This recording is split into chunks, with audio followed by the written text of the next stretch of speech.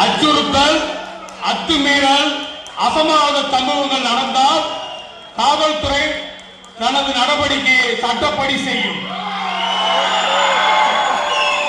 3 மணி நேர பொழுதுபோக்குக்காக உங்களுடைய வாழ்நாளை இழந்து விடாதீர்கள்.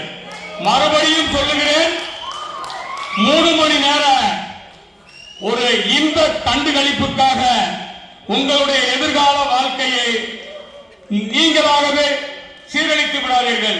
ஏனெனில் ஒரு எஃப்ஐஆர் விழுந்தால் வாழ்க்கையில் பல பல பாதிப்புகள் உண்டாகும். அது உங்களுக்கு தெரியுமா தெரியாதா என்பது கூட எனக்கு தெரியாது. ஏனெனில் எந்தவித அசம்பாதமும் அத்துமீறல்களும் இருக்கக்கூடாது. ஒரு சின்ன 75 போட்டா கூட உங்களுடைய எதிர்கால நலன் பாதிக்கப்படும்.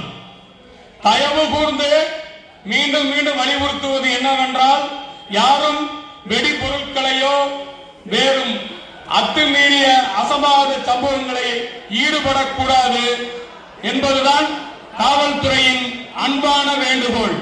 தயவு கூர்ந்து படத்தை நல்ல முறையில் கண்டுகளித்து நல்ல முறையில் வீட்டுக்கு சென்று வாருங்கள். சரியா? எல்லாரும் அதே மாதிரி செய்யணும். என்ன தம்பி?